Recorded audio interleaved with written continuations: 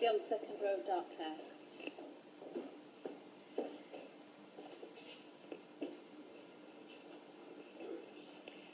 Our question this evening is to Councillor Michael White. My name is Lorraine Moss and I'm from Romford. The 26th of October 2012 was a very special day for the residents of Havering. Her Majesty the Queen came to visit Draper's Academy, the jewel in Havery's crown. The turnaround of the once failing Kingswood Secondary School is something that I'm sure that this administration is very proud of, and quite rightly too. In the very same road as Draper's Academy is Dycourts School. This is a school for children with moderate learning difficulties from ages 4 to 16. It was described in an ECM mark assessment in 2011 as being a remarkably child-centred school. Back in 2010, it was announced that Dycourts School was going to be part of the Learning Village under the Harold Hill Ambitions programme. This would have meant a brand new building for this school and nearby Pygo Primary School. Unfortunately, since these plans were passed, the funding has now been withdrawn. This school was built in the 1950s and is now in an extremely poor state. I visited the school today and was shown around by the headmaster, Mr. Rowe, and a member of the teaching staff. This school is doing such a wonderful job supporting and teaching children with special needs. It was so sad to witness the condition of the actual school, a school that is situated so close to the lovely new state-of-the-art Draper's Academy and now seems to have been forgotten by this administration. Councillor White, may I suggest that you visit this school in order that you are able to witness firsthand the wonderful work that they do. I would also like you to take a close look at the state of the building. It may even be worth your while asking the local MP, Angela Watkinson, to join you.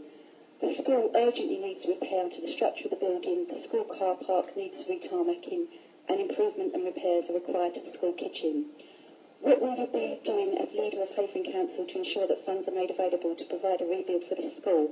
Or, if this is not possible, at the very least, that essential repairs are carried out?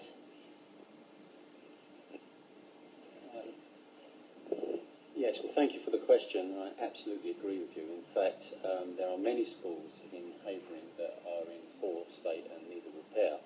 And this was brought home to me when I first became the leader 9 years ago, when I commissioned a report that said, and I can't remember the actual figure now, that Havering schools needed several hundred millions of pounds to be spent on them. And the only way in which we were going to get money through the government's then Building Schools for Future programme. That, of course, stopped when the recession hit hard and we went into austerity, so there is not that building programme for us to bid into anymore. So any money that we have for school repairs and for school expansions have to be drawn out of what little money the council has itself for its own capital programme. We have, over recent years, been relatively successful by, if you like, selling stuff or closing down some old schools and building new schools. That's the way in which we've done it. So if you look at, for instance, we closed Aloft and Dunningford and built the new Elm Park Primary. And that's how we've done it. As we've had falling roles, we've built new schools. That's not the case anymore. Havering has a school expansion at primary. There's been, and there are plans to expand all of our schools, actually, to take the new intake.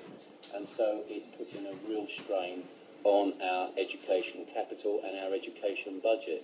I have long had an aspiration that all of our schools should, all of our children should be built in, or should be taught in modern schools, which makes the aspirations of some of the fantastic work that teachers do.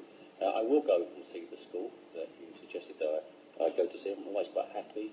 My staff will tell you that there are, I think it's 67 primary schools in Havering, and over the last 9 years I've been to many of them on more than one occasion, and I will take your offer and go and visit that school.